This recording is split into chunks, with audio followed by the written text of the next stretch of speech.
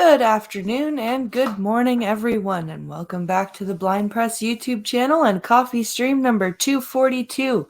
I hope everyone had a good rest of their day yesterday and is having a good day today, despite, well, at least where I am, having some pretty crappy weather, quite honestly.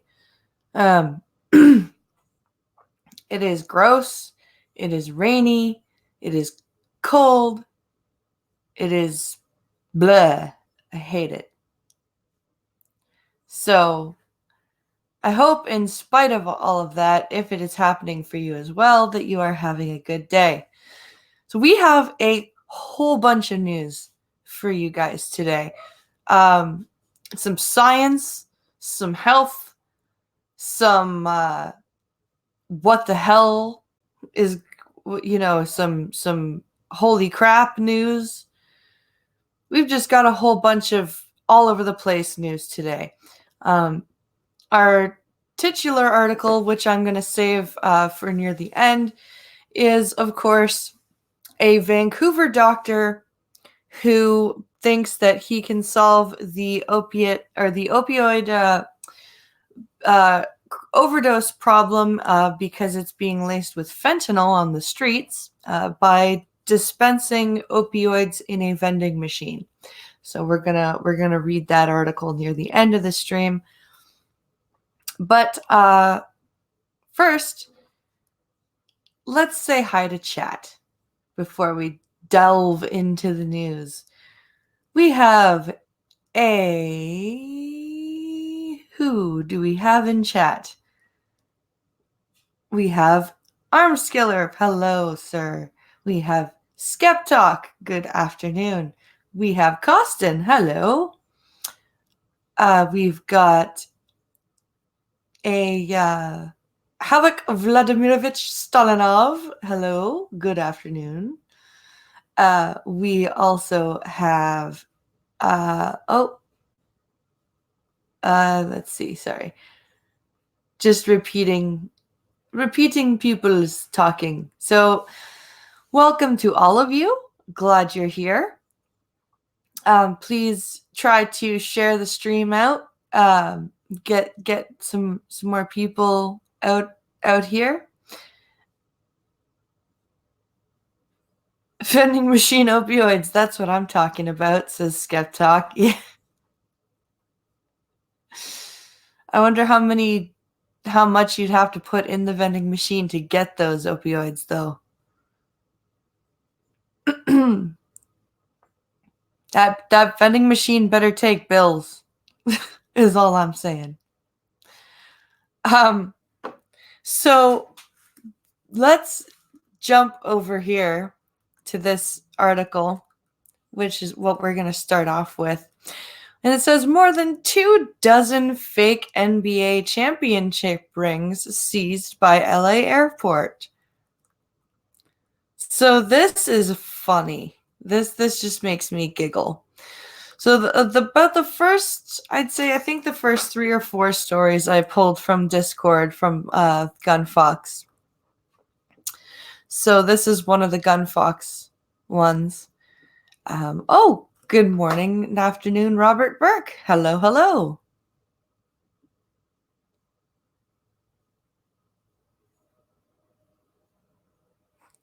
Yeah, Armskiller, good point. He says, sure, the opioids on the street are the problem, not the prescription opioids. And not as if the prescription opioids are the gateway. No kidding. No kidding. Very good point. Grillin' Pirate Pete. Ooh, making ribs. Ooh. That sounds amazing. Can I come over for dinner? That just sounds like awesome. Okay, here we go. Authorities in Link, California. York recently seized more than 24 counterfeit Link, National Basketball Association championship rings, which could have cost potential buyers more than $500,000. God damn. Link. Wait, buyers? I thought you had to earn a championship ring. Customs and Border Protection. CBP agents at Los Angeles International Airport discovered the 28 fake rings in a shipment from China that was bound for Arizona. CBP said in a statement that the rings were apparently meant to be sold as a collection, and added that if genuine, they would have had an estimated retail value of $560,000. Wow. That's a lot of money. Oh, that's why that. There we go. That's better. Sorry about that, guys. Link $3.4 M. U.S. Customs and Border Protection officers in California recently seized more than 2 dozen counterfeit NBA championship rings, with an estimated retail value of more than $500,000, authorities said Wednesday. Image. So these are the rings, I guess, that they took, or that they seized. It's not the opioids that are the problem, it's the prescribing practices of the practitioners. I totally agree with you, Skep. RVA! Good morning, you are on time. You are. Replica rings are a thing. Sora!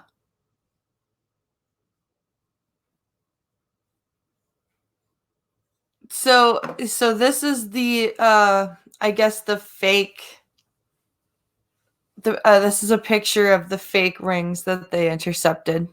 UX scammers take advantage of collectors and pro basketball fans desiring to obtain a piece of sports history, said CBP's Director of Field Operations in Los Angeles, Carlos Martel. This seizure illustrates how CBP officers and import specialists protect not only trademarks, but most importantly, the American consumer.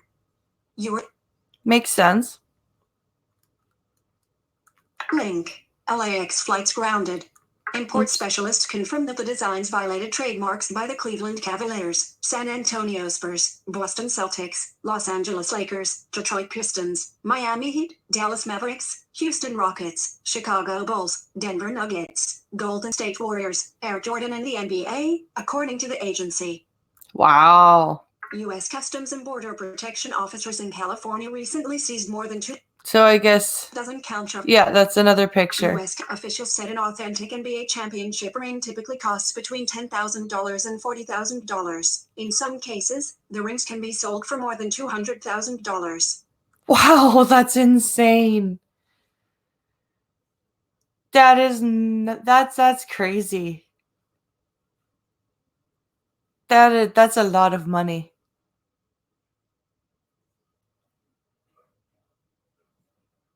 Let's see. Sora, she says it's so exciting to actually catch this live. I'm glad to have you.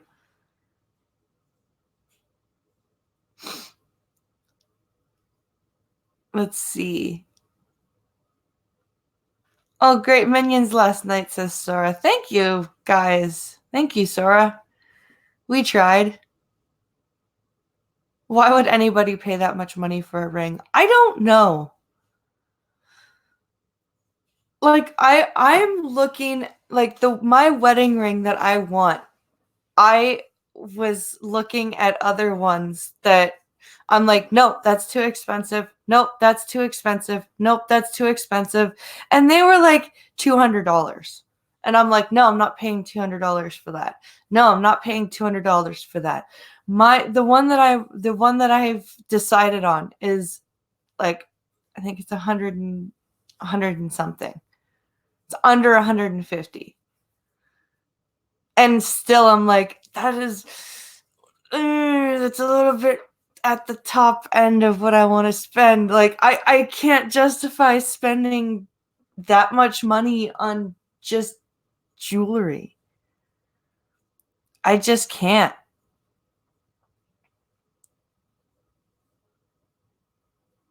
I just can't justify it.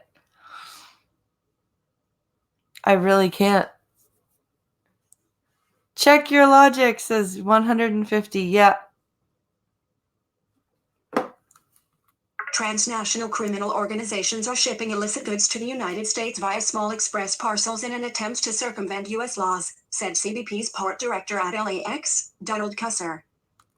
Link. Click here to get the... No, I don't want to click here to get the Fox News app. Thank you. A CBP spokesperson told Fox News no arrests have been made. Because they have no idea who it is. Talia Kaplan is a reporter for that's the author.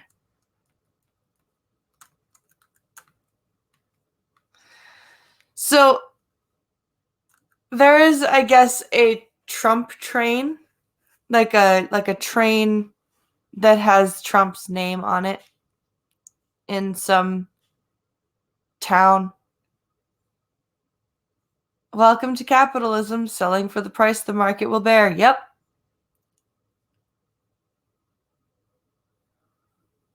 I am trying to establish a small forge at the cottage. I want to make them out of metal and meteorite. That would be cool.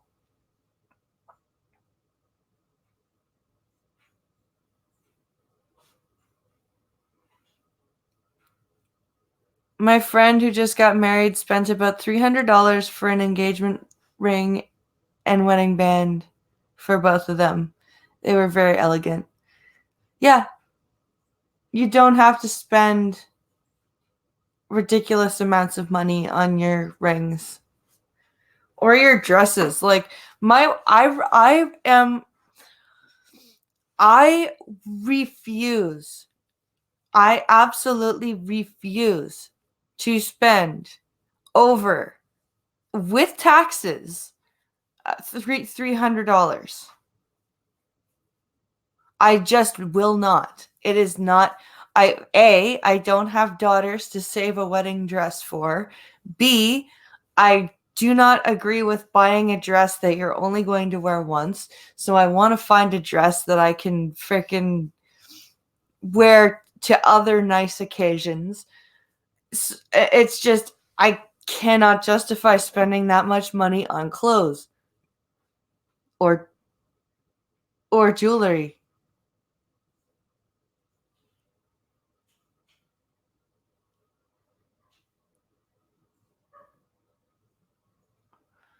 Well then, Grillin' Pirate Pete, you get a $150 ring.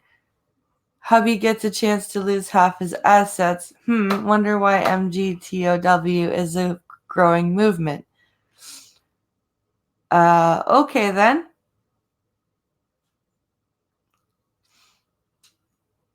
That's interesting. Hello, Kefki.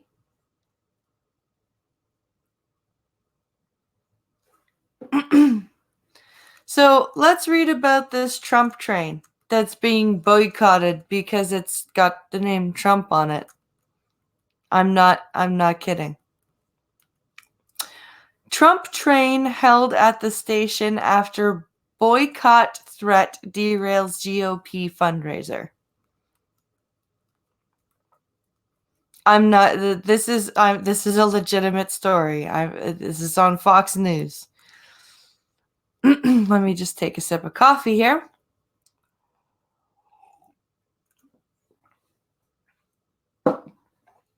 Okay.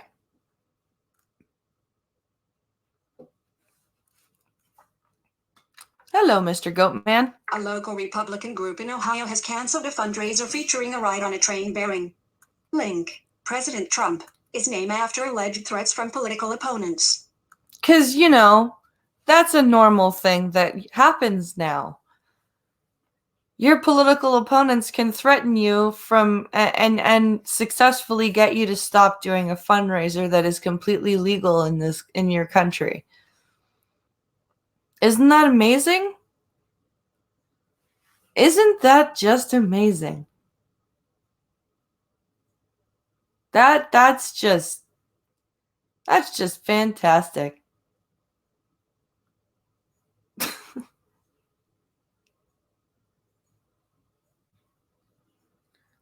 What the hell? Pincolo just says, okay, just saw the weirdest thing. 30-plus-year-old man wearing black socks and Crocs riding a longboard. Okay, then. That's quite an image. In black pants. Okay, then. That Alrighty then. The event for the Republican women of Warren County was scheduled to take place in the Cincinnati suburb on October 5th, complete with a Trump train ride, but the group behind the event said organizations attached to the Blink GOP program were threatened/harassed over their involvement, the Blink Cincinnati Enquirer reported. So, a women's fundraiser, a Republican women's fundraiser, has been derailed, pun intended, because there have been threats to organizations attached to the GOP in that area. How progressive of you, oh left Democrat people. Just how amazingly progressive. That's the irony. The irony. Oh my God.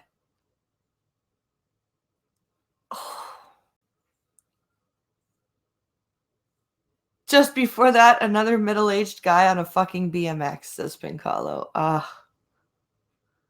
Crocs, that is the weird part. Yeah.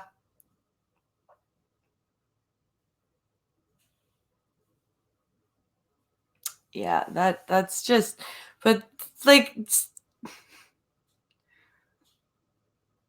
I really want to derail my foot up their arse, says Armskiller. Agreed.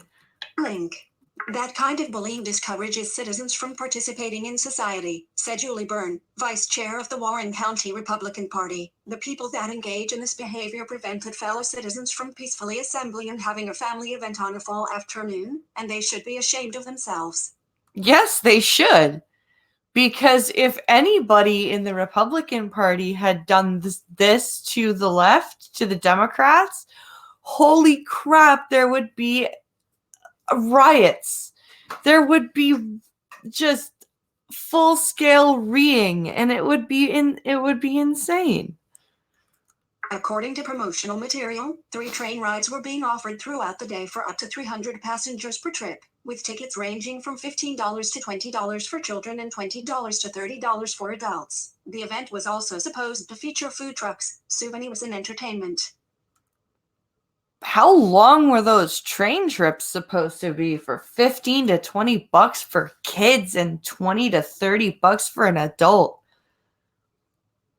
That I know it's a fundraiser, but holy crap. That's a lot of money. That's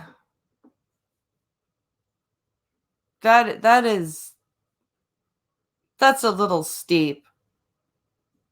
I have to say. I don't think I would, like, if I were a family going out to a Republican fundraiser, like, I would expect to pay some money because it's a fundraiser, but that's a very, very expensive, especially for a place like Ohio. Like, that's a working class state. That's a very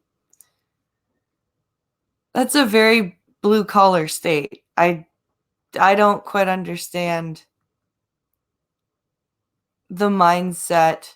Like, especially if they've got food trucks and all that, I'm sure money from sales made there would also go to the fundraising effort. So, and especially if you're going to have 3 train trips for 300 people a piece, you could half those prices, like put it to 10 to 15 per kid and 15 to 20 for an adult, and still make quite a lot of money just on the train trips.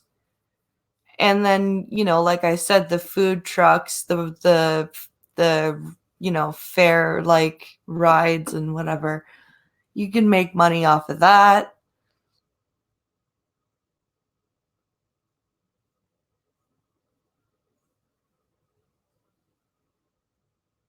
about the wedding stuff says, check your logic. There's a suit shop near my place that sells suits and tuxedos for $200, very reasonably priced.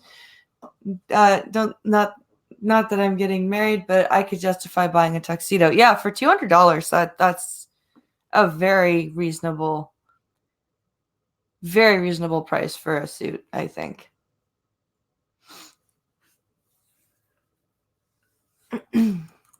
A local GOP group in Ohio has canceled a fundraiser featuring a Trump train ride on the locomotive above. The railroad company has also disassociated itself from the event. LA Railway image. Wow, so this is the train, I think.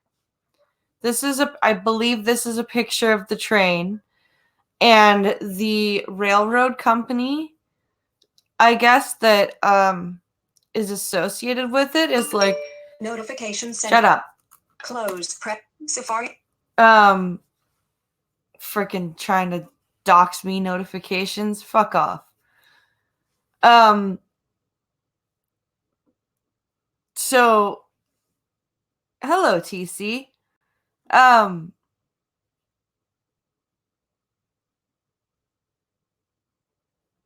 Blind press, don't you know? Feminists refuse to help white women because 52% of them voted for Trump. Yep, because they're terrible people, those white women.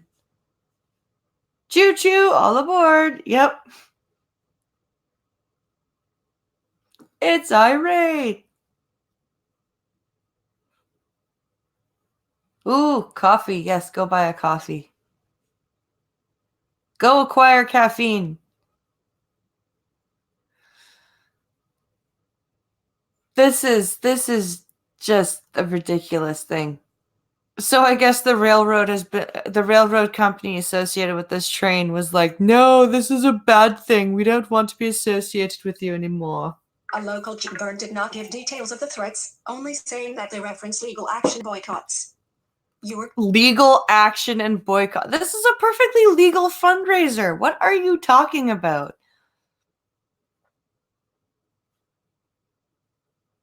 What legal fundraiser, what legal action could you possibly take? We're offended by this fundraiser because the train has the president's name on it, and we don't like the president.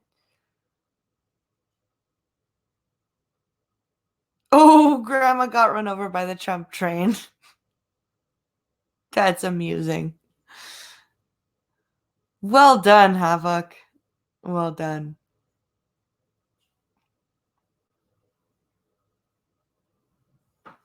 That is very funny. Technically, they can refuse service to anyone, but this just comes across as politically motivated, says Armskiller. I agree.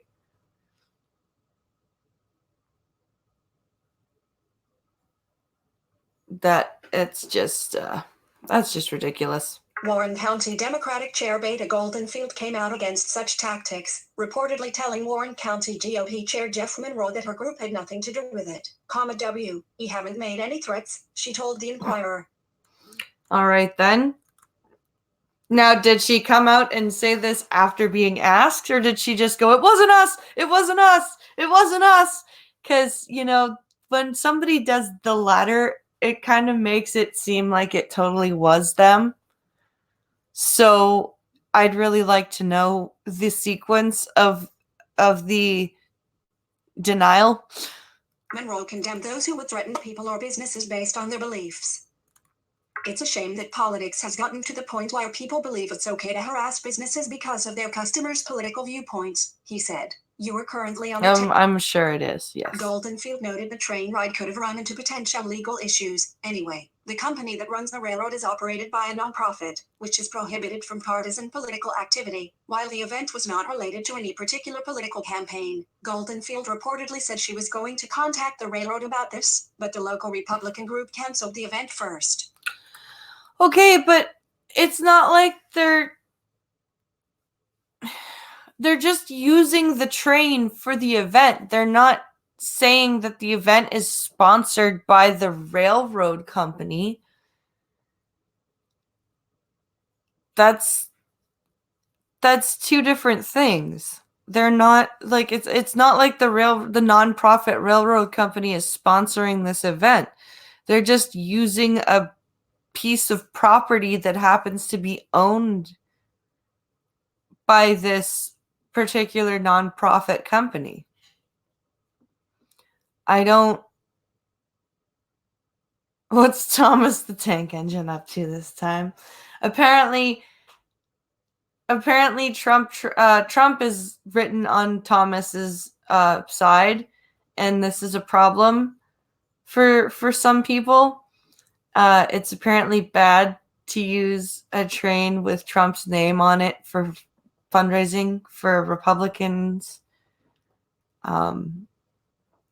So they got threatened and they decided to cancel the event.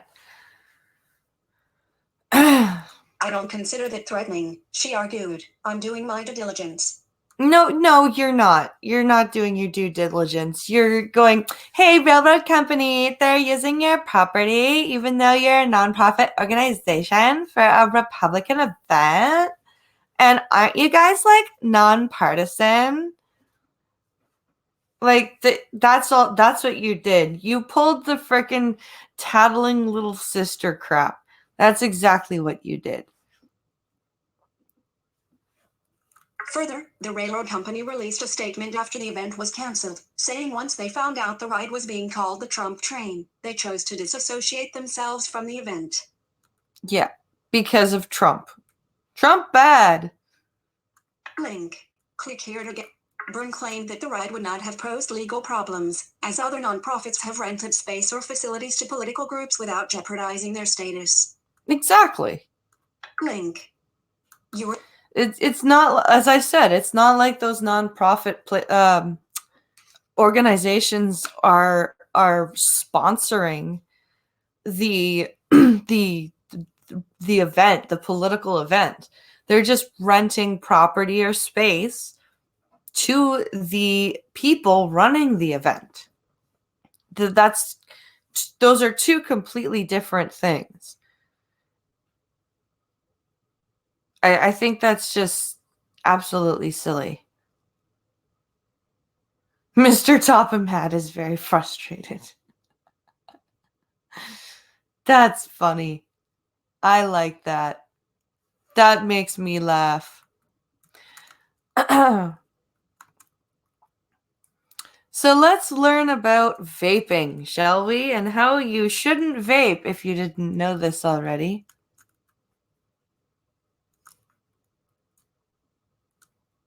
Go away.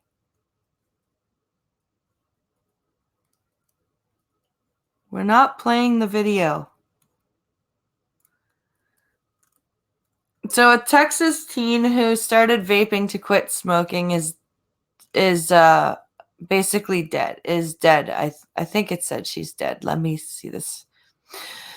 A Texas teen who started vaping to quit smoking now on life support, mom says.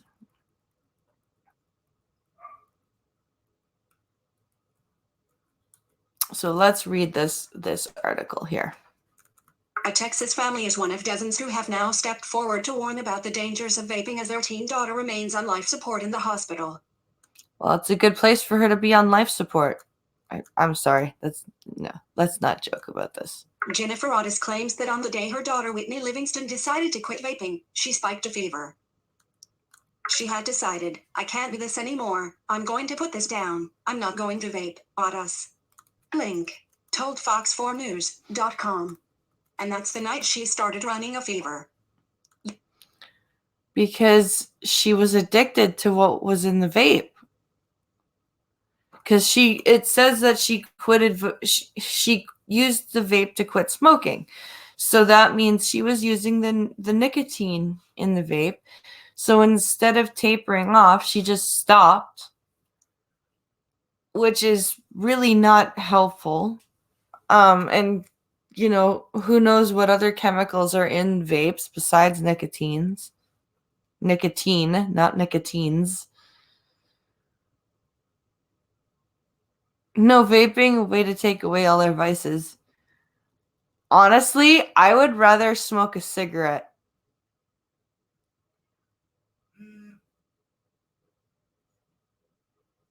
I would seriously, I would, if I, if I had a choice between smoking a cigarette or vaping to get nicotine, I would pick up a cigarette. I'm not gonna lie. Um, Thankfully, I do neither anymore. I'm still one of those dumbasses that misses smoking cigarettes, although I haven't smoked in three years now. Again, it because I I quit when I got pregnant with Alex, and then I picked it up again for like a month, and then when I realized I was pregnant with Logan, I stopped. Um, and I haven't been smoking since then, so it's been about 3 years. And I'm still a dumbass that every now and then goes, I would really like to have a cigarette. Um, so like I said, I would, if I had a choice for nicotine intake, I would totally choose a cigarette because I at least know some, like I know, at least I know my enemy when I'm smoking a cigarette. If that makes any sense. If that makes any sense to you guys, I at least know my enemy at that point. There's still so much not known about vapes and exactly the damage they can do.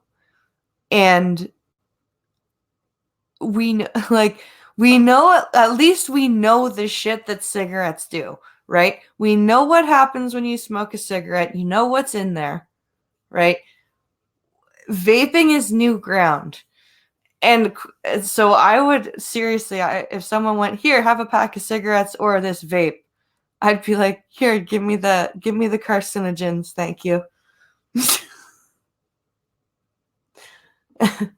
Yes, that makes sense, says Skeptalk. Thank you. Somebody understands my crazy. Link. Kansas City's first. Ada said her daughter had reached her decision after reading headlines about other teens across the country landing in the hospital with severe lung illness believed to be caused by vaping. Health officials have reported at least 6 deaths and 450 cases of severe illness possibly linked to vaping, and are urging teens to put the devices down as they investigate a possible cause. You mean popcorn lung? Would that be the severe illness that you are speaking of? Just asking.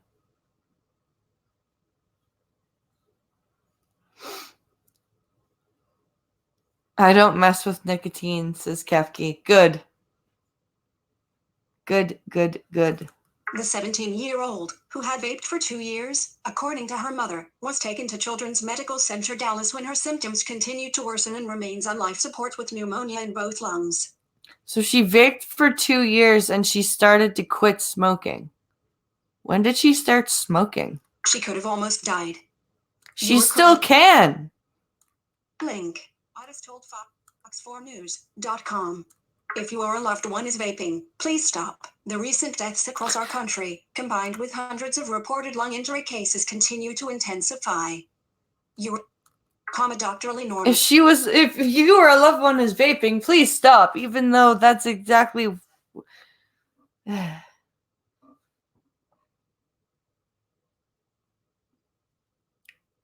vaped for a month and I was short of breath and I felt like I was vaping the shit you put in a fog machine, says Irate Prostate. Oh, well, that's pleasant. Hello, Pop and Hop. What illness? What is it called? They never say, says Straight Sith Male. No, they really never do. It's a mystery.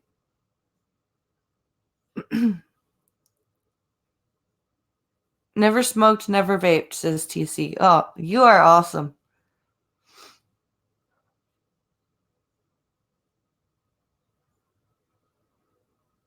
I quit smoking and vaped instead for nearly a year and felt like a 45-pound weight was lifted from my chest.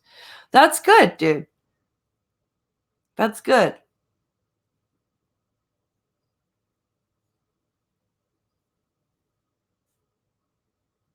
If you or a loved one has mesothelioma, yeah, because of really bad asthma as a kid, I'm really scared of ever smoking or vaping. Yeah, that's understandable. That's very understandable, Sora. But then I started smoking again, pop and hop. Yeah. It's so freaking stupid. You you quit smoking and you're like, I've got this, and then something happens, or you're in a mood, or you just go, I can just have one. I'm fine. I can just have one. Like I freaking quit cold turkey or however you quit, right? And you go, I can just have one. And the next day you're at the store, you're buying a pack of cigarettes, and you're like, motherfucker. Call the law firms of Dewey, Cheatham, and Howe. Yeah. Yeah, it's just one cigarette. Yeah, Pop and Hop knows. Pop and Hop knows. It's just one. Blink. U.Teen will never touch a Just one. Us. Blink told the news outlet. She had suggested vaping to her daughter as a safe way to quit smoking cigarettes. Oh, well, she must feel bad. You think cigarettes, you are going to get cancer. Blink. She told Fox 4 News. So this is much healthier because that's the way it's portrayed. Okay, if you... well, that's true. It is being portrayed that way, but it's still... I think you should absolutely do your research. First one's free, says Grill and Pirate Pete. Yeah. So true. Ada said her daughter is showing signs of improvement, but they aren't sure what long-term damage she may suffer. Well, I'm glad she's showing improvement, though. Livingston is not unlike Maddie Nelson, an 18-year-old in Utah who had spent years performing vaping tricks and testing out new products. Ada said Livingston's doctor said her illness looked like no pneumonia he'd ever seen, while Nelson said her doctor declared her chest x-rays one of the worst they've ever seen. Wow. Link.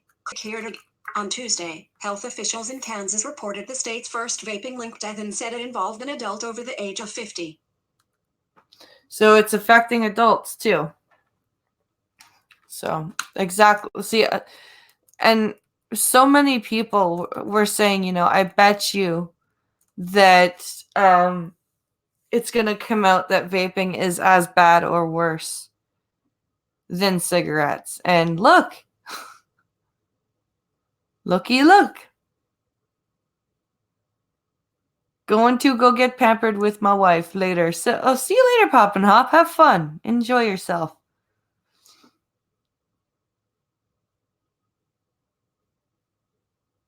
Oh my god, the reader voice saying you're going to get cancer is the best. You are awesome, Sora. All right, you ready to read about a histrionic archbishop? Let's read about this ridiculous person. Let's take a gander at this. Archbishop of Canterbury expresses profound shame for British massacre in India. So this, I guess, is one of those virtue signal-y thingy-dingies. So this is another Fox News story, of course. I think this is the last one from Gun Fox. There's either this last one or one more.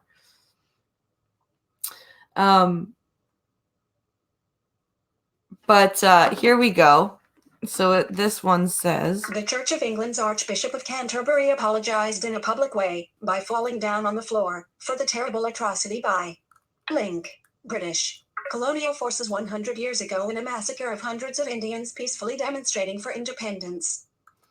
So he literally fell on the floor like a woman in a Charles Dickens novel and was groveling and begging for forgiveness White guilt at it again, says Armskiller. Yup. Absolutely. Addressing the attack in Northwest India, Archbishop Justin Welby tweeted, "I feel a deep sense of grief, humility and profound shame having visited the site of the horrific Jallianwala Bagh massacre in Amritsar today. Here, a great number of Sikhs, as well as Hindus, Muslims and Christians, were shot dead by British troops in 1919. Link. Texas court rule. Link. Link. I feel a deep sense of grief, humility and profound shame having visited the site of the horrific. Link. Number Jallianwala Bagh massacre in Amritsar today. Oh, this is the tweet. Here, a great number of Sikhs, as well as Hindus, Muslims and Christians, were shot dead by British troops in 1919. Link image. View image on Twitter. Link image. View image on Twitter. And I think these are Link image. pictures Link. Like 10 point. Link. that he posted. Link. Welby. Link. North Carolina propaganda. Welby, who has been Archbishop since 2013, noted that he was not speaking on behalf of the British government, but instead was making a personal apology. Well, I should hope to hell a clergyman isn't speaking on behalf of the government.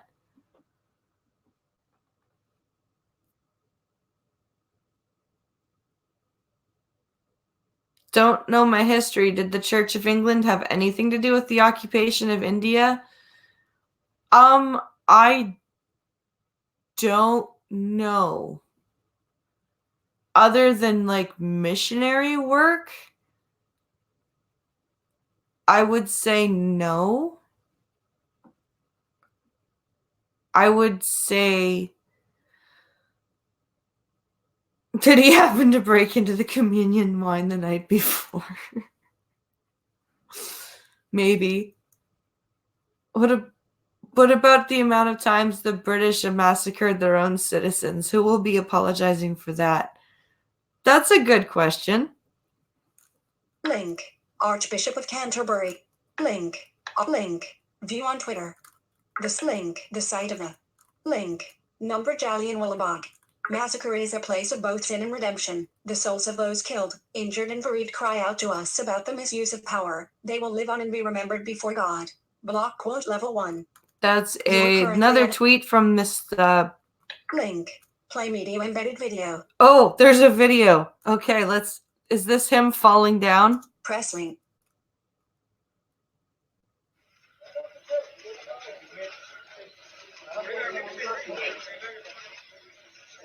Or is this him just visiting? The souls of those who were killed and wounded, of the bereaved, cry out to us from these stones and warn us about power and the misuse of power. I cannot speak for the British government. I'm not an official of the British government, but I can speak in the name of Christ and say this is a place of both sin and redemption, because you have remembered what they have done, and their names will live, their memory will live before God. And I am so ashamed and sorry for the impact of this, for this crime committed here. As I say, I cannot speak for the government. That is for the government to do. I am a religious... Press link. So far, bit busy. How do I make it shut up? I'll just get out of the tab.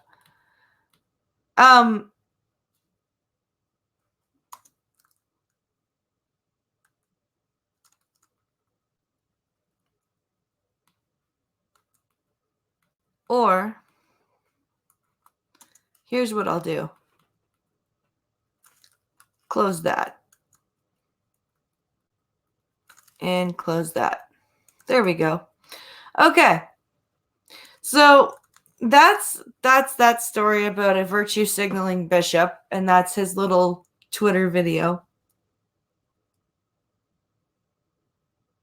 Oh yeah, he definitely spiked the holy water the night before. That's funny. If the pills aren't candy, why do they taste like strawberries? Ah ha ha. Hello, Big Chief Fuzzy Beard of Gulf City. We're going to get to that article in just a bit. Don't worry. You have not missed the pills article yet. Don't worry. We're still getting through some of my other stuff. But I like that. I like that. Oh, Kefki's gone. Well, I'll see Kefki in a bit. I'll see Kefki later. Drama queen, says the straight Sith male about the bishop. I agree. I absolutely agree. Let's see here. So this story is a Canadian story. It says, woman killed in horrific Scarborough machete attack. So this was published today. So it's just fresh, happened today. This is one I found. So we have gotten through the Gun Fox, the ones that I have picked from Gun Fox today. So let's get all through these stupid linkies. So many links, holy moly.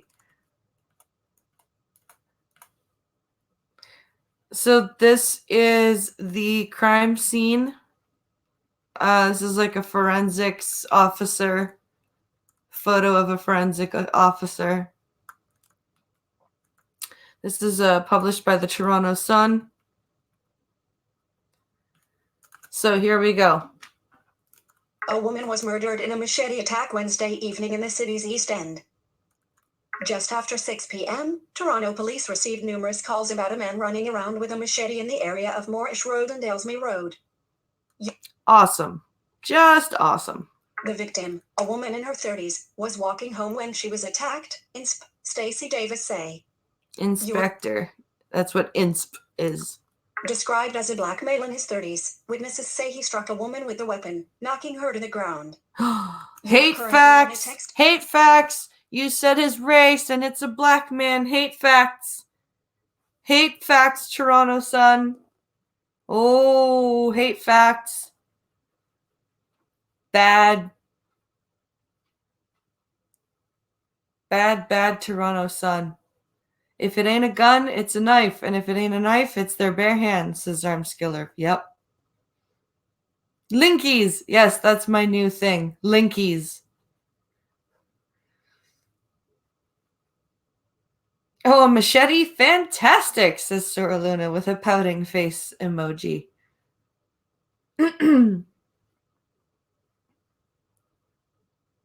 So let's see here.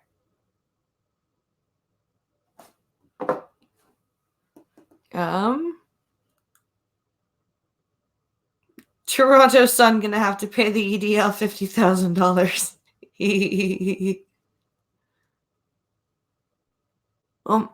Oh my God, you wouldn't say his skin color if it was a white man. Yeah. Let's see here. He continued his attack, Constable David Hawkinson said, describing the victim's injuries as horrific. And then he gets into his car and flees. York. The victim, who died at the scene, collapsed between two driveways on Fishery Road. God damn. Speaking to media at the scene, Davis said that the man fled before police arrived but went to 42 Division at Milnerhaven Markham Road and surrendered. Oh, wow. He actually surrendered himself.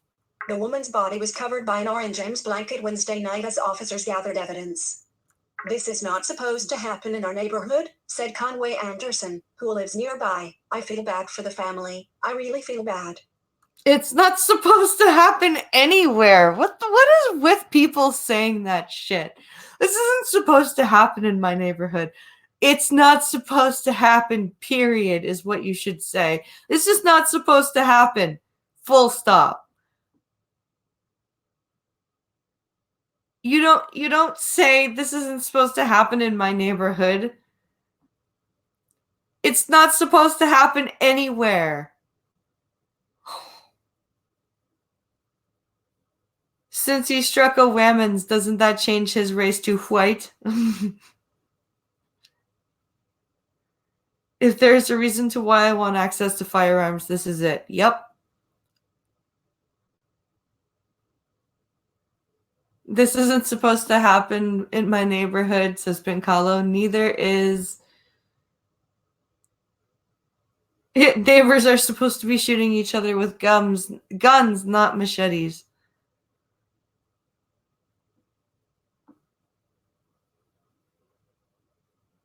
I'm not even Canadian. Yeah.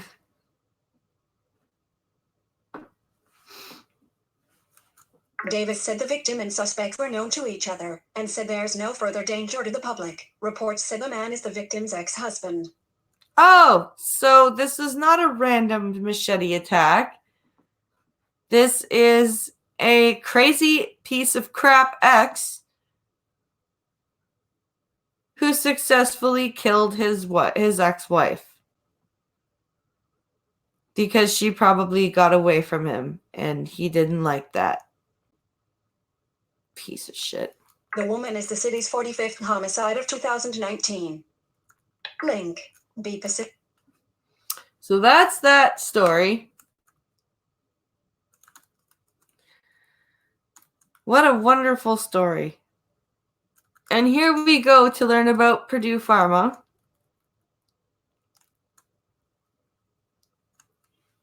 So we're going to read about their potential settlement. We know that Johnson & Johnson just got a settlement levied against them. So it looks like Purdue Pharma is going to reach a tentative settlement as well. So let's read about that. Let's read about that here. So this says OxyContin Mater Purdue Pharma reaches tentative opioid crisis settlement. So this is holy links, Batman. Oh. Is there an X?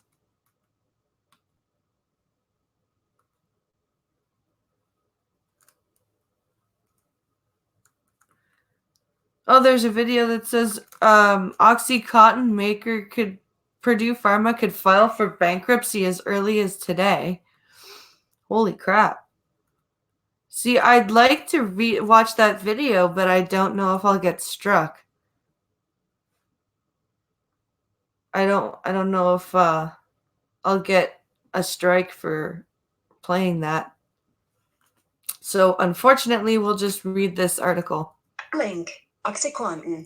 Maker Purdue Pharma reached a tentative deal Wednesday with about half the states and thousands of local governments over its role in the nation's deadly opioid epidemic. But criticism by several state attorneys general clouded prospects for an end to litigation against the company and the family that owns it. Okay.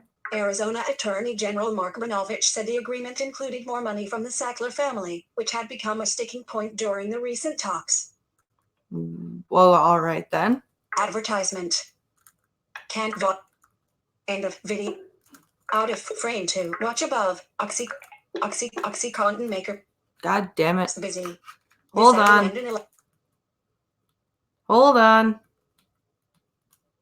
Hold on.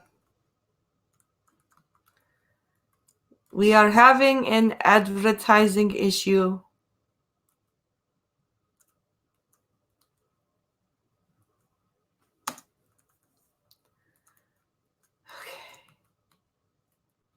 I think I clicked the X. Okay, here we go. All right. Talks are progressing rapidly, but this is the quickest and surest way to get immediate relief for Arizona and for the communities that have been harmed by the opioid crisis and the actions of the Sackler family, Brnovich told the Associated Press. What really, and how are you going to spend this money? Are you going to put it, is it just going to the families? Are you going to open more, are you going to open more state-run rehab centers? Are you Like, what is this? What is the money going to help relieve? Armskiller says if doctors didn't hand them out like Tic Tacs, then the opioid crisis wouldn't be such a problem. Yep, exactly. When drugs are thrown at people with the slightest amount of pain, this is what happens. Yep. It's overused for little bits of pain, and when people go to doctors with chronic pain, doctors treat you like a fucking drug addict, and they're like, "No, you're not really in pain. You just want drugs." It's really crazy. Read more. Link. Purdue sources with link. Purdue Pharma in discussion to offer up to $12 billion to settle opioid claims. Sources with direct knowledge of the talks say that Stamford, Connecticut-based Purdue will pay up to $12 billion over time and that the Sackler family will give up control of the company. The sources spoke on condition of anonymity because they were not authorized to speak publicly. That's big. The Sacklers are going to give up control of Purdue? And $12 billion? That no wonder they may go into bankruptcy. Even with Wednesday's development, roughly half the states had not signed on, and several state attorneys general vowed to continue their legal battles against the company and the Sacklers. Roughly 20 states have sued the Sacklers in state court. New York, Massachusetts, and Connecticut were among the states saying they were not part of the agreement. Okay. Watch. Big Pharma paying big bucks to doctors, hospitals. Play video. Our position remains firm and unchanged, and nothing for us has changed today, Connecticut Attorney General William Tong said in a statement. The scope and scale of the pain, death, and destruction that Purdue and the Sacklers have caused far exceeds anything that has been offered thus far. Connecticut's focus is on the victims and their families, and holding Purdue and the Sacklers accountable for the crisis they have caused. Okay, well, that's definitive. He said the state would continue to pursue Purdue if it files for bankruptcy under the settlement agreement, as expected. Good. New York Attorney General Letitia James accused the Sacklers of attempting to evade responsibility and lowball the millions of victims of the opioid crisis. Yeah, I would say so.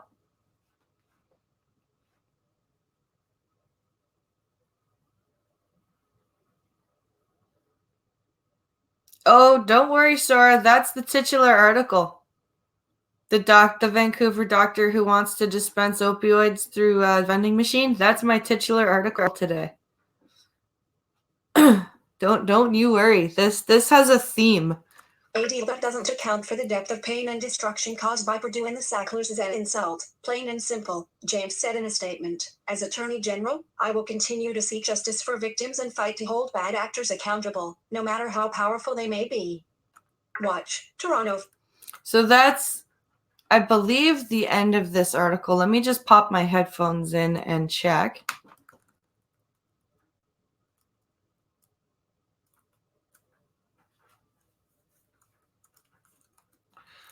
That's just, there's a bit more. News of the tentative agreement comes as the first trial federal date draws near, and the hundreds of lawsuits aiming to hold Purdue and others in the drug industry accountable for a nationwide opioid crisis. The lawsuits assert that Purdue aggressively sold OxyContin as a drug with a low risk of addiction despite knowing that wasn't true. Yeah, I think that's a fair assertion. In court filings, Purdue has pointed out that its products were approved by federal regulators and prescribed by doctors.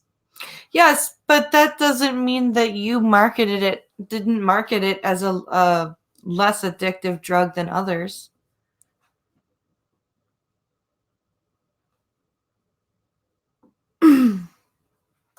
In March, Purdue and members of the Sackler family reached a $270 million settlement with Oklahoma to avoid a trial on the toll of opioids there.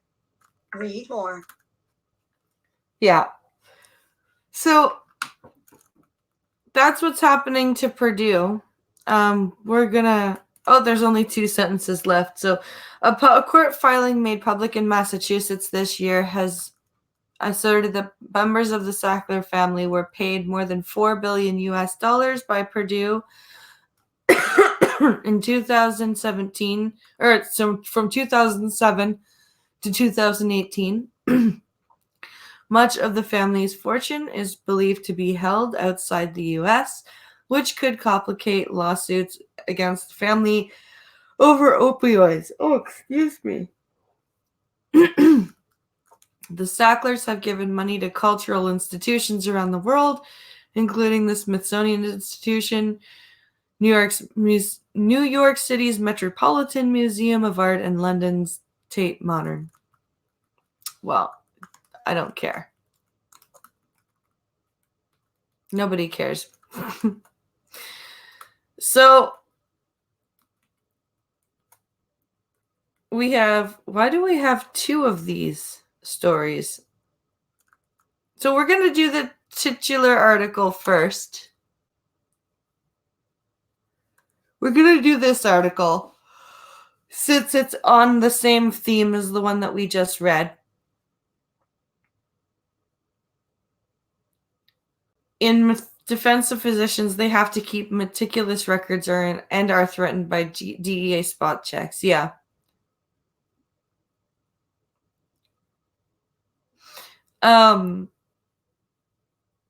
Sackler family are evil incarnate, says Skeptalk. Wonder if the courts will do a clawback from the museums the Sacklers funded. I didn't know you could do that.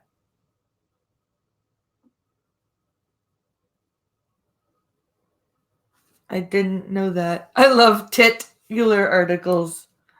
You're awesome, Irate. So we're going to do this article now, since we just talked about Purdue. And it would make no sense to go on to the other stuff and then come back. It would disrupt the flow of things. So this intrepid doctor has decided, hey, I know, let's put opioids. Oh, Jesus. Let's put opioids in vending machines to avoid street drugs laced with fentanyl. That will help. So that's this story. So this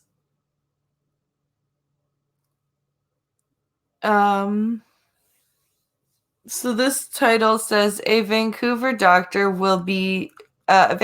doctor says he will soon be dispensing opioids through a vending machine in Vancouver's downtown east side in order to prevent overdoses from fentanyl-laced street drugs.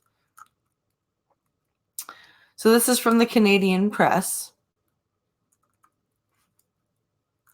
So this is going to be interesting. Capital A plus button. Vancouver plus cap dash button. Is this a video? End of a Vancouver Doctors. The Canadian Press / a end of a Vancouver plus Vancouver link.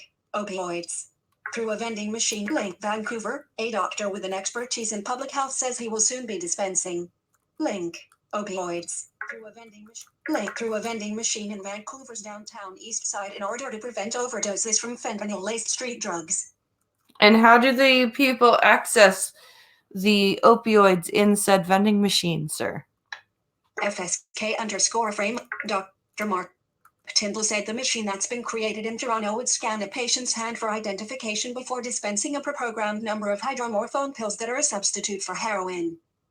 Oh, I can see where this is not going to end well. Why do I see, like, people chomping off?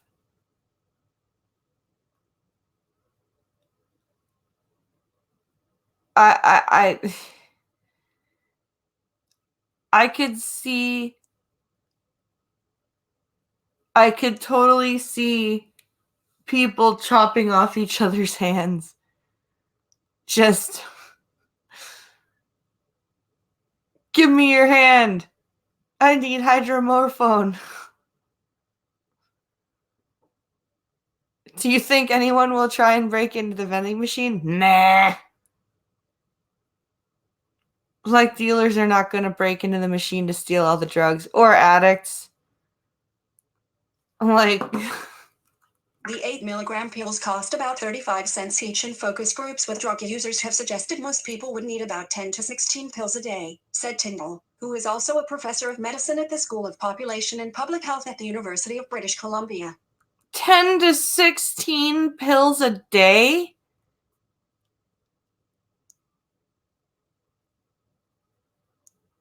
So let's do this. Let's do this.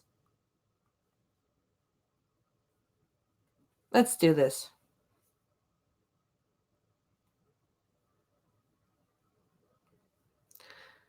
Zero decimal 35 times, let's do the top. Let's do 16. That's $5.60. So you plan, okay, so how many? It would have to be an ATM thing, retinal scan. 10 pills a day, nom nom nom. I need some help. Mind giving me a hand, says Mr. Goatman. Exactly. Exactly. That's, ugh. This just seems like I'm picturing like freaking some angels and demons shit. Or a Demolition Man. Hydromorphone, irate. She can see, it's a miracle. Yeah, it's $5. I just did the calculation.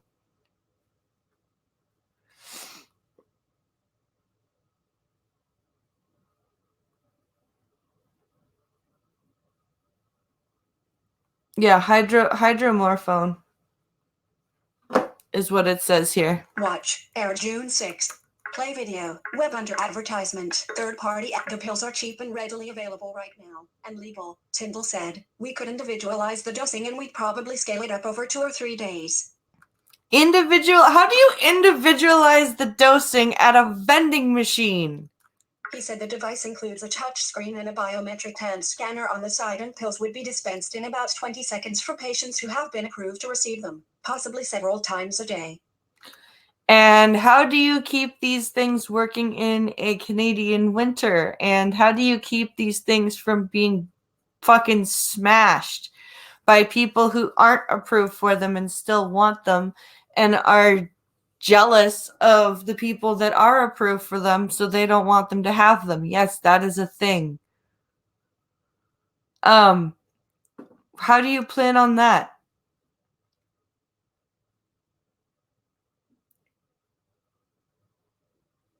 Almost the same drug. Oh, okay. My bad. FSK built-in cameras could be programmed for a video call to a healthcare provider, Tyndall said, who floated the idea for a safer drug supply about 18 months ago and plans to start offering the dispensing service within a few weeks. Yes, because that's what people want to do when... Okay, if people want treatment, okay, first thing they want to do is get away from the thing that makes them use, right?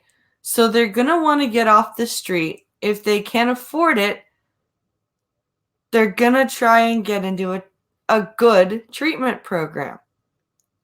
So why would you want this dispensement? Like, is this for people who don't want to go to rehab and they just want to continue to take drugs, but you don't want them to be shooting up or is this for homeless people who are prescribed?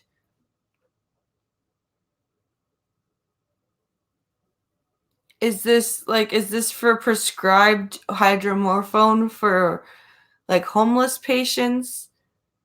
Like, who is this for? Is this for addicts? Is this for pain management patients who are homeless? I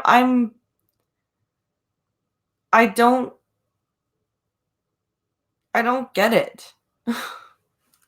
I've already lined up people who want to buy it, said Tyndall, who would write the prescriptions for hydromorphone, a pain medication that is sold under the brand name Dilaudid. Oh, that's what okay. Read more. Link. Hydromorphone is typically crushed and injected by people who may have previously used OxyContin before the drug was made more difficult to tamper with following multiple fatal overdoses, Tyndall said. The same medication is available through a limited number of Vancouver clinics offering supervised injection to those experiencing severe substance use disorder. So this is for addicts. You want to give people access to hydromorphone in a vending machine so they can crush it and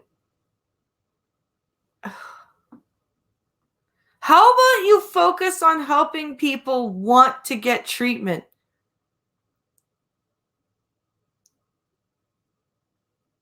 How about you focus on that instead of making it easier for people to get high? Crackhead smash, nom nom nom, no shit. Fuck. However, Tyndall said the clinic's rigid requirements that have people returning multiple times a day are impractical compared with his plan.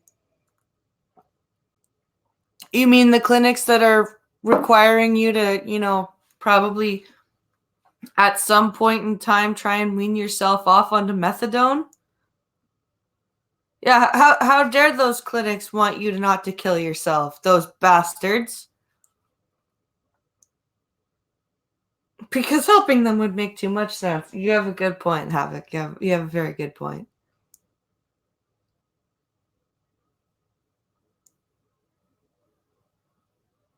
I was gonna clean my room, then I died.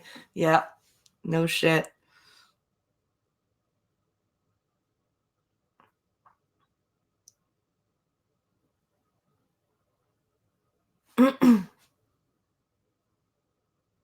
Okay. He said his idea would save the healthcare system thousands of dollars and is the most impactful way to curb overdose deaths in a province that declared a public health emergency more than 3 years ago. I don't see how. Watch. Air November 28th, 2008. I really don't know how, Doc. I don't see how you feel this. I really don't know how you feel this is gonna work.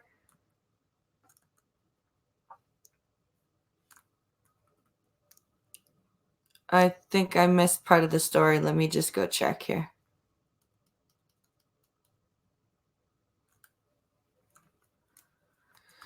Yeah, I missed a part here. Data from the BC Coroner's Service show that between 2016 and June 2019, BC had 4,559 deaths. Just over a quarter of them were in Vancouver. Karen Ward, a longtime substance user and former board member of the Vancouver Area Network of Drug Users, said she supports drug dispensing from a vending machine for people who are at highest risk for overdose and may not have a family doctor or housing. Let's hear this. Let's hear that again. Karen Ward, a longtime substance user and former board member of the Vancouver Area Network of Drug Users. A former board member of the Vancouver Area Network of Drug Users.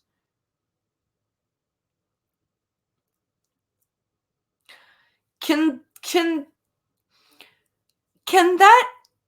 that big earthquake, where the San Andreas Fault just kind of, that big subduction, can that subduction happen now and take the fucking Pacific Plate with it and just, crack BC right off at the Rockies? Okay?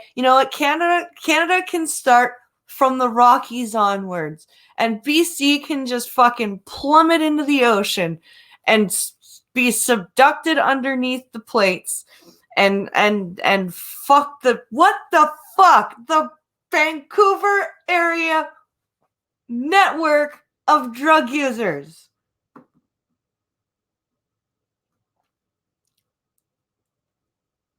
What?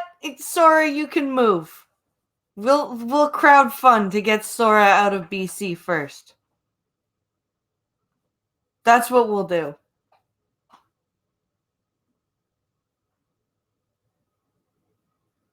Harm reduction versus permanent abstinence. Yep. this would be a good discussion on drug legalization. Yeah.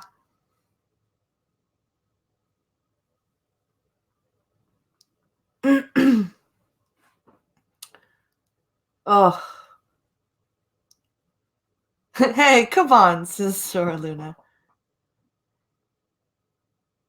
Of course you can leave. Yes, that's what I mean. The whole plate. The whole Pacific plate can just fuck off.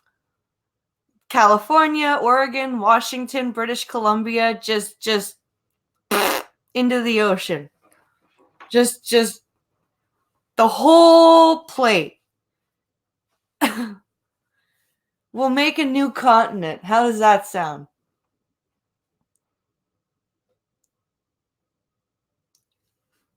As long as Alberta's fine, I don't really care because that's a good province right there. Yeah, you know what?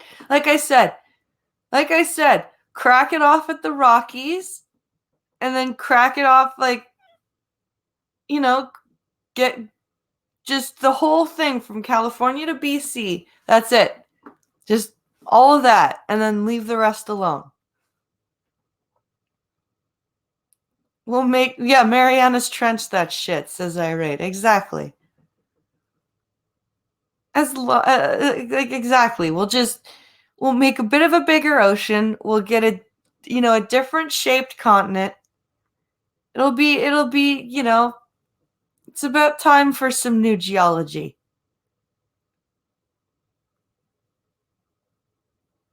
We'll get the few people that we like out of those provinces and states and make a home for them somewhere else.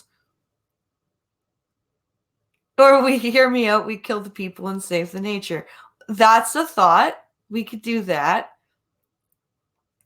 But then we'd have to find some targeted way of killing only the people that we don't like.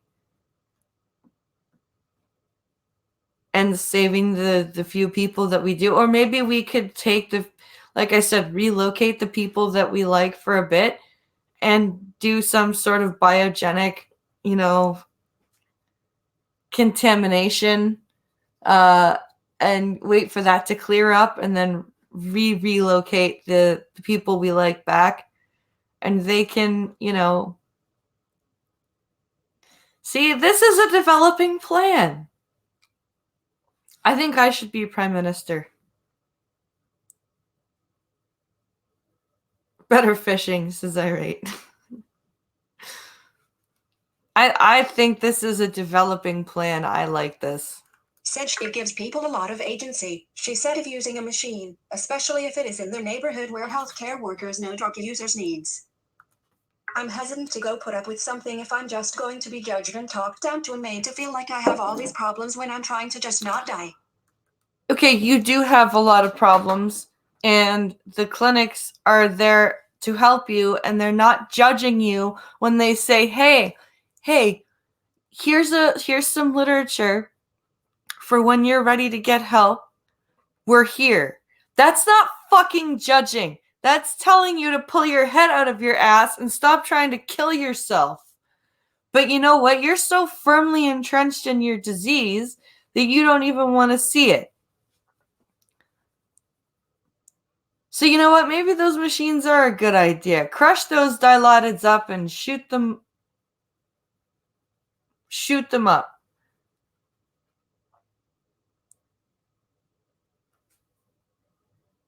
Yes, you would be a better prime minister than Justin Trudeau, but don't talk about the genocides until after you're elected, LOL. Are we talking about invading a bunch of people or genocide? Because I'm all for either one. Oh, arms killer, that's awesome. So, now that this story has... Dr. Keith Ahmed, an addiction specialist at St. Paul's Hospital, said any plan to provide safer drugs should be rigorously evaluated to reduce potential harms, and illegal drugs should be regulated through a framework similar to cannabis and alcohol. For example, there's just a real need to regulate the illegal drug market because as it stands right now, it's toxic and poisonous, and overdose deaths and overdoses have skyrocketed lockstep with the introduction of fentanyl, said Ahmed, who is also a clinical researcher at the BC Centre for Substance Use. Or we could legalize all drugs. Or decriminalize them at the very least. Like Portugal did. So I'm just going to close this tab here. So we are going to move on into the scientific part of the news today. We're going to nerd out now. Oh, genocide. Sweet. So now we're going to move into the science-y, nerdy part of the stream. And we're going to do this article first. Hopefully it will load. Come on, Safari.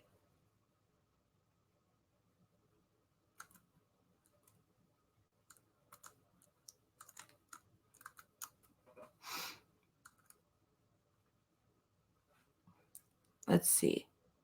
Yay, nerd time, says Sir Luna. Exactly. Come on, Safari. Be good. Be good, damn you.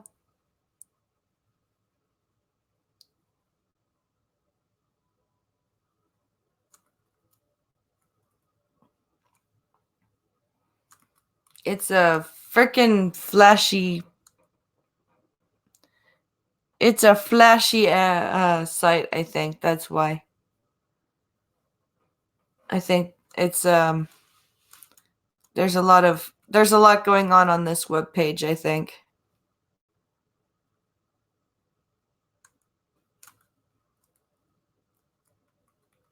Yeah.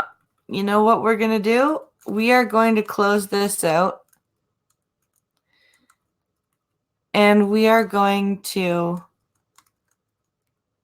do this spider one first.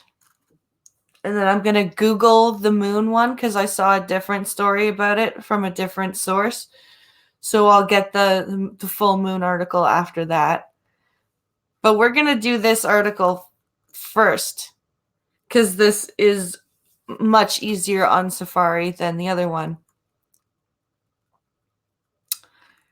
So let's see here. So for those of you who don't like spiders, you may not want to be watching this particular part. This species is very special. Granddaddy of the spider discovered by ROM, Royal Ontario Museum, researchers.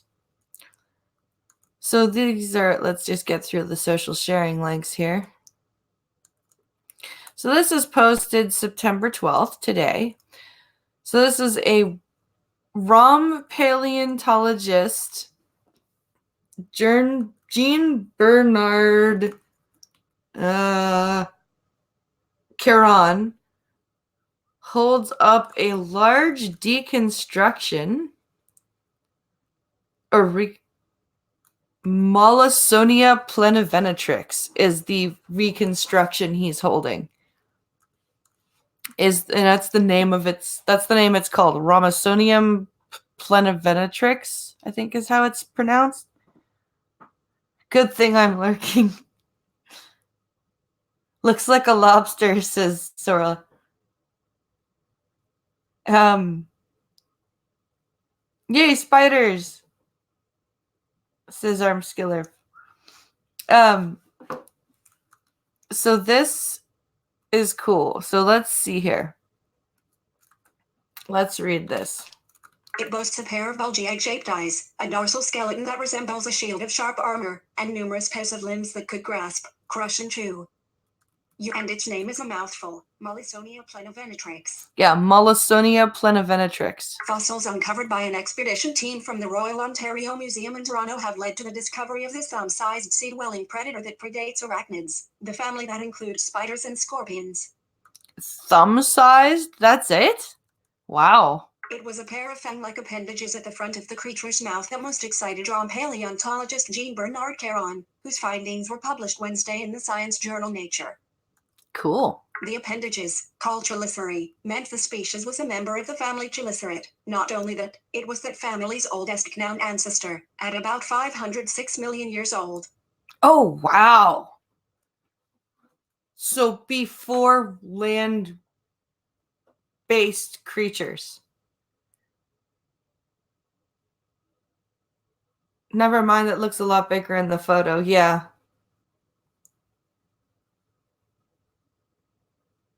A lobster with spider legs, says Irate.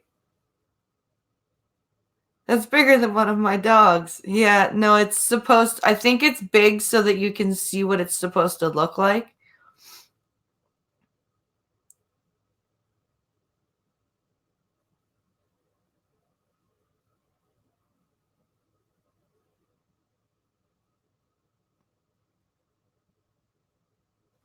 So let's see here. Mollisonia plenivenatrix shown from side view. The creature is defined by its fang-like pincers, called chelicerae, seen at the front of its head. It used them to kill, hold and sometimes cut its prey, submitted by Rom figure. So that's from the side. Mollisonia End of Chelicerae is a group that is familiar with everybody because it includes spiders, scorpions, and horseshoe crabs. Those represent 115,000 species of animals today, and they are part of an even bigger group called arthropods, which are defined by a jointed body and limbs, said Karan.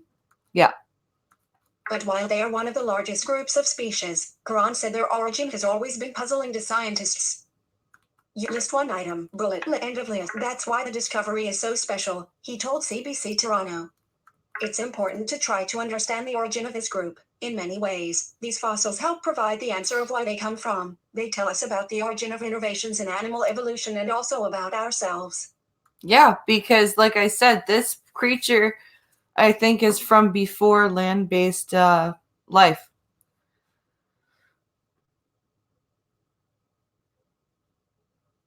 You never know with the extinct animals, it could be actual size. That's a very good point.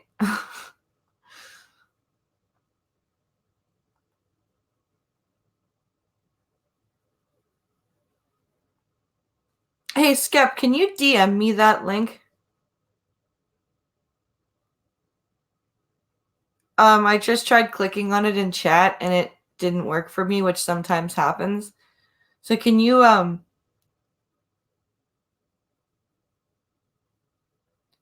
well, if that's the Mac Daddy of spiders, then I will get the apex of humanity.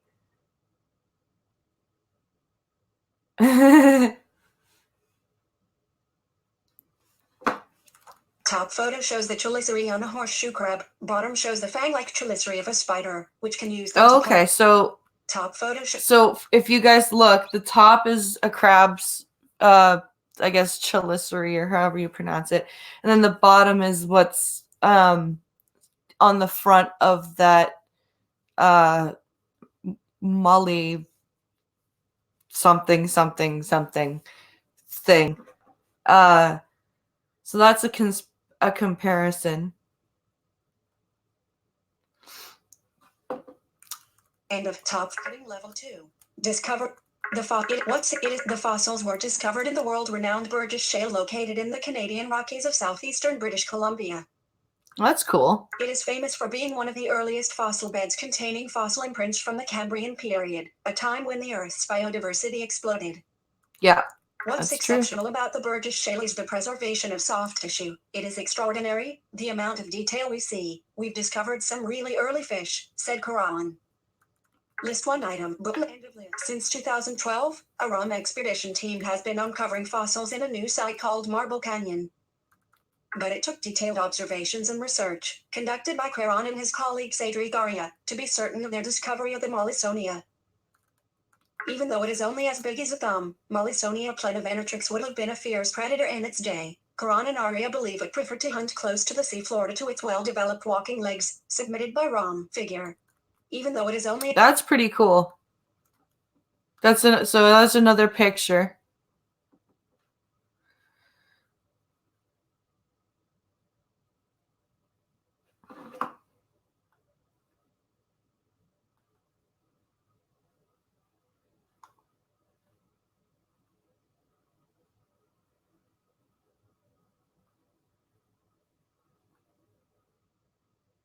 Ah, you bastard. No, it's my screen reader.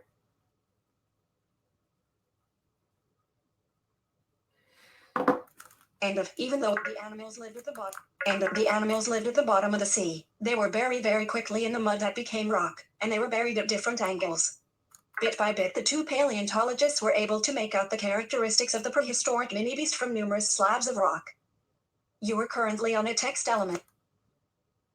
Oh, shit. Guys, I need to run and get my phone charger or I won't be able to talk to you. I thought I would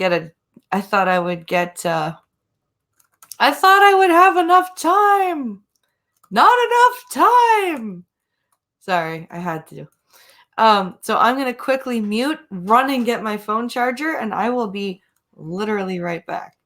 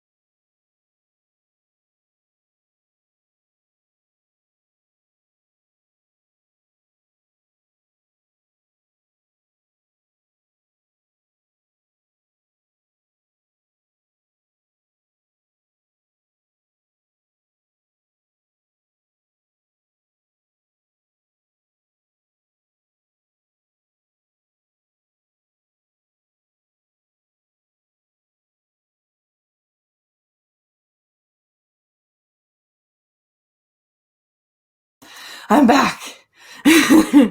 And my phone didn't die. It was at 1%, guys. Whew.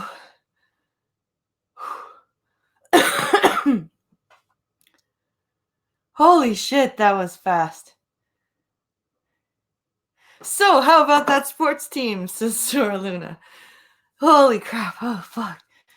I am out of breath. I need to do more cardio. Clearly, need to do more cardio. Whew. Okay. I am fast. Tuesday has spoiled me. Ah. Okay.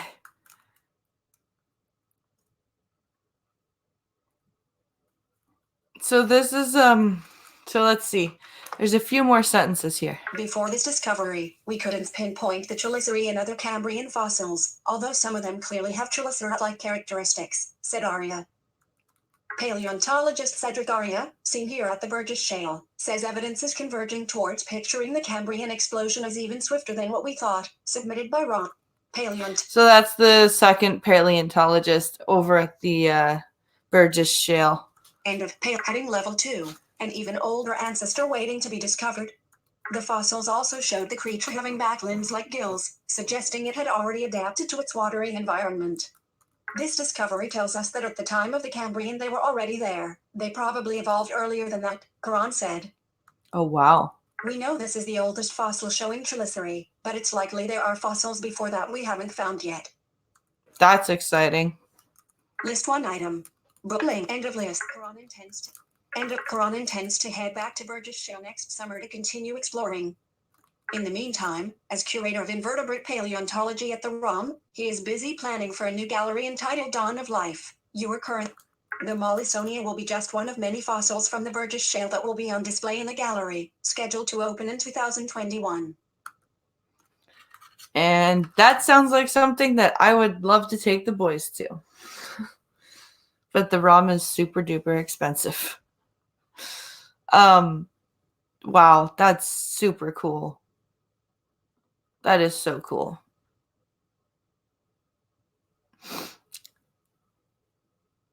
Let's see.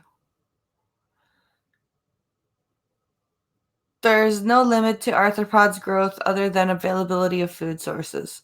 Good point. So, I am going to Google, since the other link didn't work because it's my screen reader, not the link. So let's do news.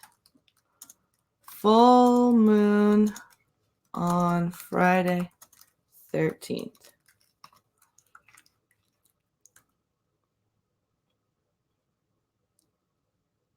Let's see here. Which am I going to get?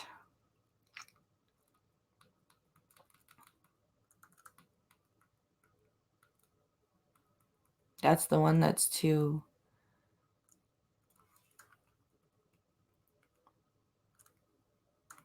Those are both the ones that don't work.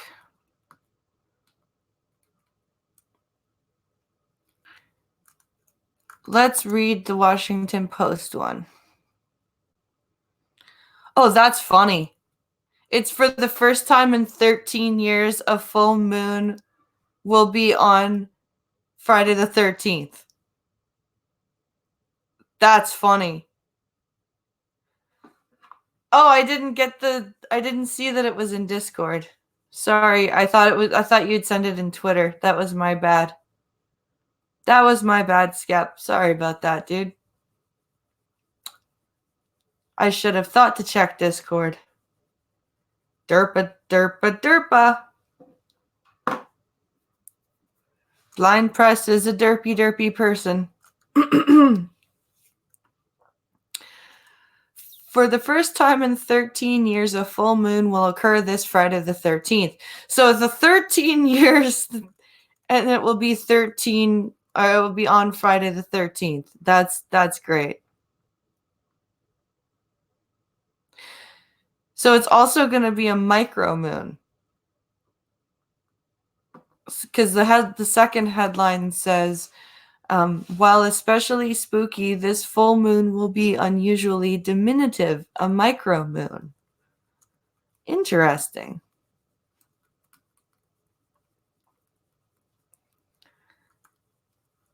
So coming this Friday night, the spookiest full moon in 13 years. Woo! This Friday the 13th full moon is the first since January 2006. But this full moon, most commonly known as the harvest moon, will appear much smaller than most. That's because the moon will be at apogee, or the farthest point in its roughly 4-week orbit. Your current Okay. link.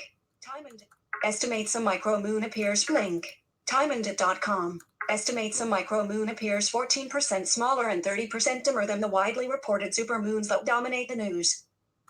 Though there is no universal definition governing what qualifies as a supermoon or micromoon, Time and Date says micromoons must be more than 251,655 miles away from Earth. Friday night's moon, your current link, will be 816 miles farther than that. Your current Oh, wow.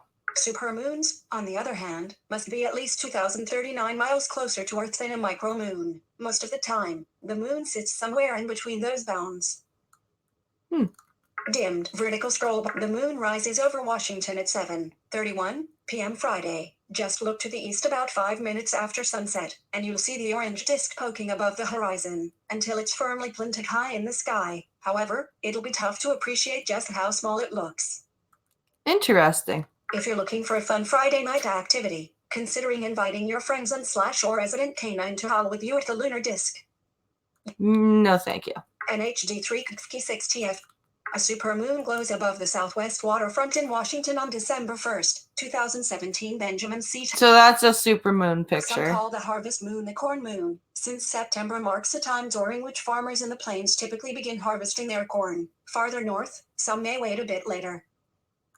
This Friday the 13th full moon won't technically reach peak illumination until 12:32 a.m. Eastern Time on Saturday, but for all practical purposes is considered full Friday night. This was also the case in January 2006, when the moon rose the night of the 13th but became full on 4:38 a.m. on Saturday, the 14th.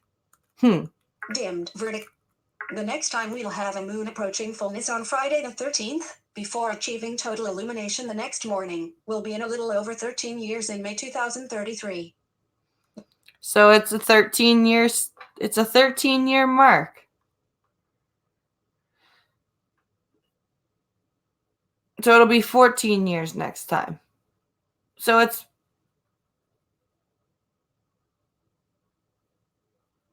She's getting ready for work. Tell her tomorrow, freak her out. LOL.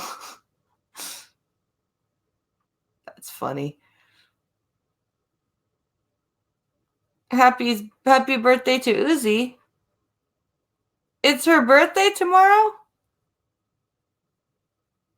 Don't judge the moon, it can't help its size.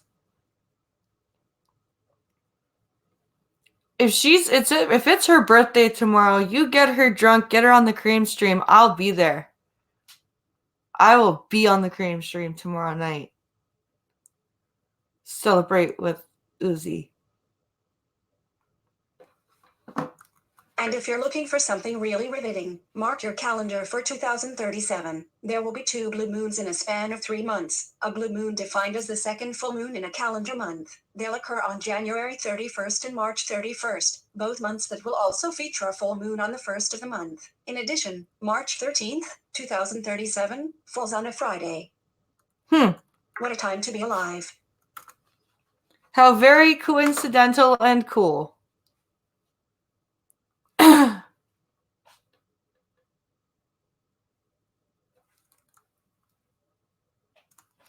So now we're going to jump over to, I think, my last story. Yes, my last story. My last story. Astronomers find water on an exoplanet twice the size of Earth. Water vapor in the skies of the world K2-18b may make it the best candidate for habitability presently known beyond our solar system. That's cool. That is pretty cool. So let's read about this.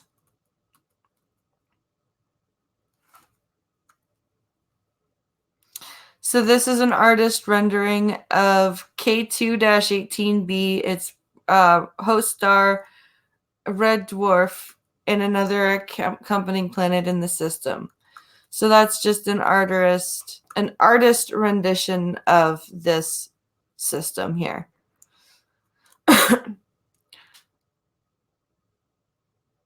How far away is it? Let's see. Let's find out. While we are talking about space, moon base, says Sora Luna. Yes.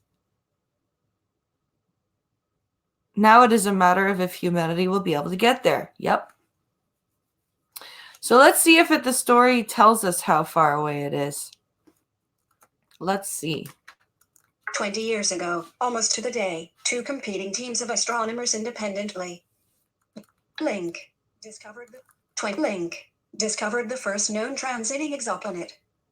A world that, viewed from Earth, passed across the face of its star, casting a shadow toward watchful telescopes here. 2 decades later, transits have become the lifeblood of exoplanet studies, yielding thousands of worlds via space telescopes such as NASA's Link, Kepler, and Link, Transiting Exoplanet Survey Satellite, TESS.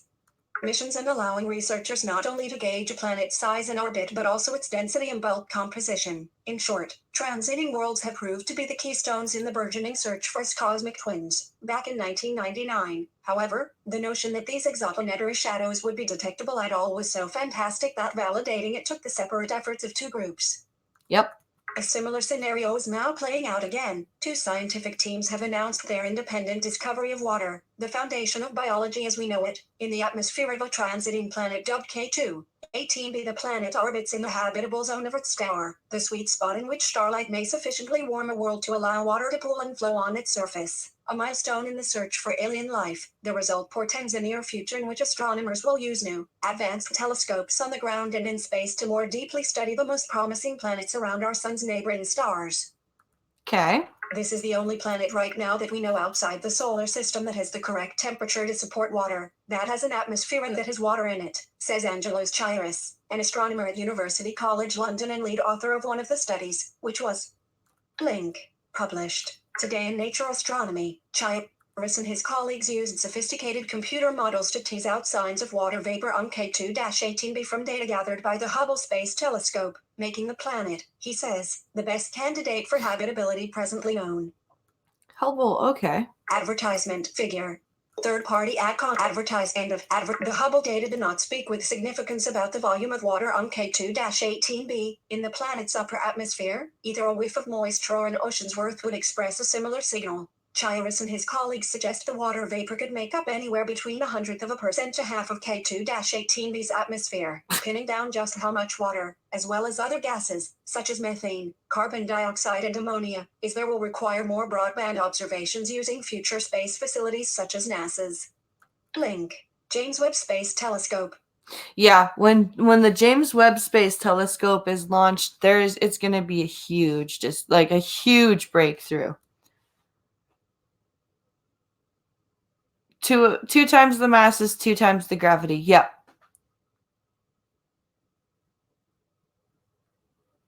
That's true. But still, twice the gravity of Earth. You could still, I think you'd still be able to,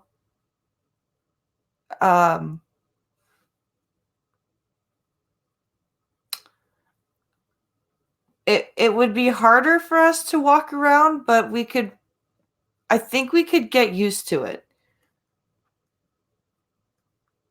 It would definitely be hard, but I think 2 times gravity we could adapt to. The European Space Agency's link. Atmospheric remote sensing infrared exoplanet large survey aerial telescope and link. A nascent generation of link. A nascent generation of extremely large ground-based telescopes. Period. K2-18 period. K2-18b is slightly more than twice the size of Earth and nearly 9 times as massive, likely with a solid core of rock or ice surrounded by an oppressively thick envelope of hydrogen and other gases, apparently including water vapor. Found by Kepler in 2015, the world nestles in a 33-day orbit around a dim, cool red dwarf star some 110 light-years away, in the constellation of Leo. That star shines with less than 3% the luminosity of our own sun, but because K2-18b orbits so closely to it, the planet receives just 5% more starlight than our own, and because the planet transits, some of that starlight passes through its upper atmosphere en route to telescopes here, picking up and transmitting information about the cocktail of gases in K2-18b's air. So it is, irate, to answer your question, it's 110 light years away in the constellation of Leo. And it is 9 times as massive as Earth, twice the size. So it's a very dense planet. This is really interesting. Yeah, this is super cool. Exoplanet stuff really fascinates me. 8 different times between 2016 and 2017, a team led by Björn Bennick of the University of Montreal measured K2-18b's transitory atmospheric shimmer with the Hubble Space Telescope, as well as with Kepler and the Spitzer Space Telescope. Hubble data are often released to the public as soon as they are gathered, and in this case, that policy allowed Chirius and his co-workers to perform their study. Just like Chirius's group, the separate analysis by Bennick's team suggests the existence of a statistically significant fraction of water vapor in K2-18b's upper atmosphere, but also, uniquely, what the team argues are hints of liquid, water droplets condensing deeper down. That is, Bennick and his colleagues report evidence of clouds, and of rain. Their study has been link. Posted on the preprint server arxiv.org, URCur and was submitted to the Astronomical Journal for peer-reviewed publication. That's cool. Both studies show there is an atmosphere and water on this planet, which makes the result even stronger. Bennick says, finding water vapor is great, but what is so special about K2-18b is that our models suggest parts of its atmosphere have sufficient temperature and pressure for the vapor to form droplets of liquid water, and these, like in Earth's atmosphere, will form clouds and fall as rain. Just as on Earth, there should be an interplay between condensation and evaporation, an active water cycle between the clouds and the gaseous part of the atmosphere. That would be a really cool discovery.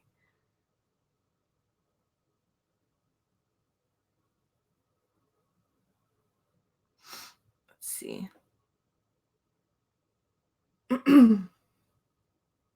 Yeah, this is a really cool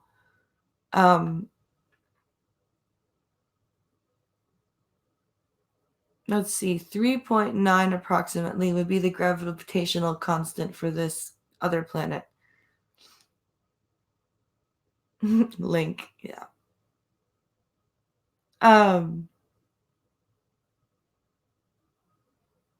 We would have to create a modified human frame or even learn to breathe water.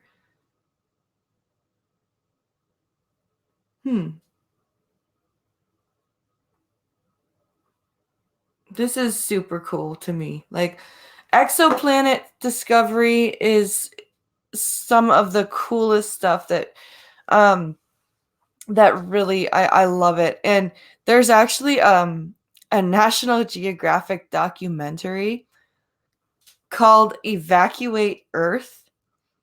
It's completely a fictional thing. But it's a what if scenario.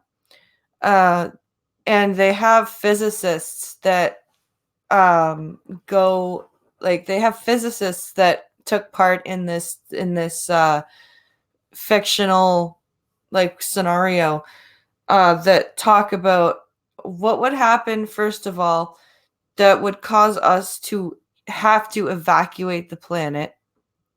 And their scenario that they came up with was, okay, a neutron star is going to pass through our solar system, and so we need to GTFO. And the whole documentary, or it's not a documentary, but the whole movie, basically, the whole scenario is about humankind building a space arc, basically, to get humanity Center, off of the get off of the excuse me, get the human species to propagate somewhere else. And I strongly suggest looking it up. It's on YouTube. You can watch the whole thing on YouTube. It is called Evacuate Earth. In fact, let me search for it here because it is awesome. I'm going to search for it here and post.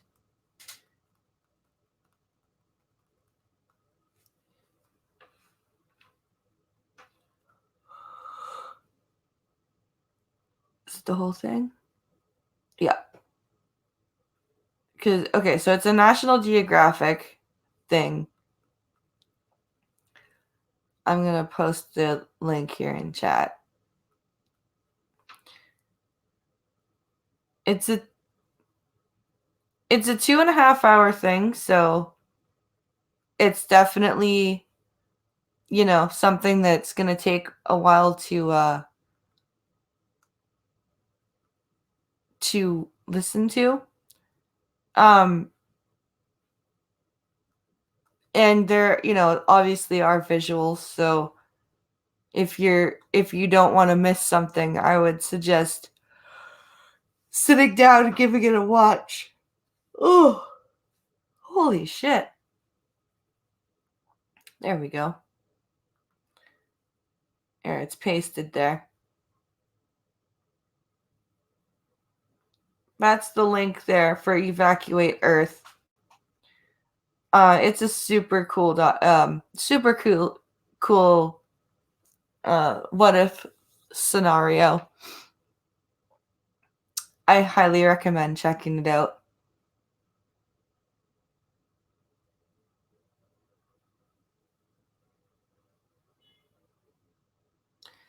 DARPA is already working on a human exoskeletal bionic for soldiers.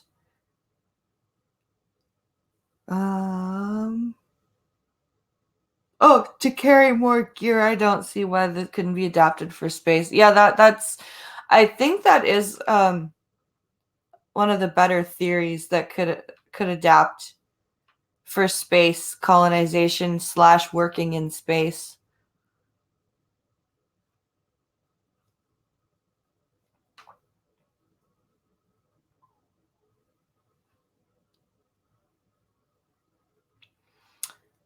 So, that puts us at the end of.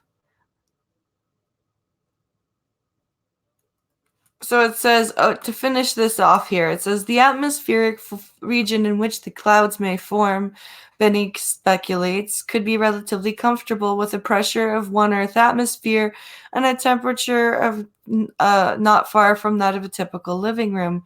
In many ways, this planet is not like Earth, but in others, it is very similar. There may be no meaningful surface beneath the thick gas envelope, and even if there is, it would be subjected to very high pressures. It would be simply implausible to imagine something like a human walking around down there, but maybe some sort of extreme microbe could live within those water clouds. That's pretty cool. And then, so this carries on really quick to say cloudy with a chance of habitability. Some researchers call K2-18b and its silk supers. Others prefer to call them mini Neptunes. But regardless of nomenclature, the most obvious fact about these objects is that none of them orbit our sun. Despite being the most plentiful planetary type in the Milky Way, all we can really know of them currently comes from extrasolar studies. And so far, those studies show that most of these planets, somewhere in size between Earth and Neptune, are not very much like Earth at all. Somewhere in size between Earth and Neptune. That's a big fucking size variance. Just saying. Data Wasteland, hello.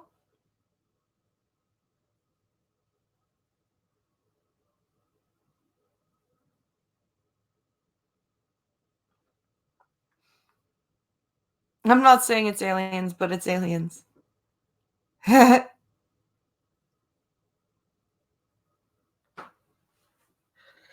my goodness.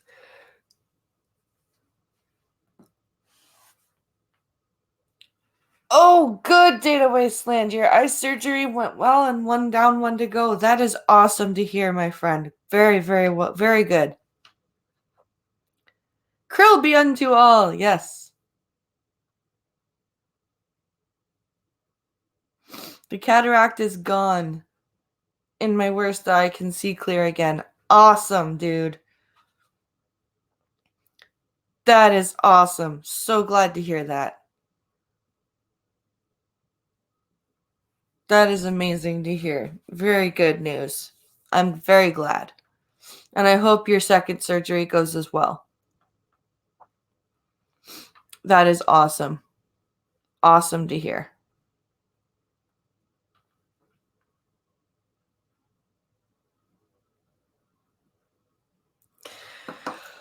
Oh my goodness. So guys, I am going to go over here and stop screen sharing. So my guest told me he really wasn't sure if he was going to be able to make it. So I'm going to just have a chilled out stream tomorrow. Maybe I'll have some more blind reaction stuff to do. I'll find some news articles and whatever. I'll still throw the link out to him just to see if he can make it. But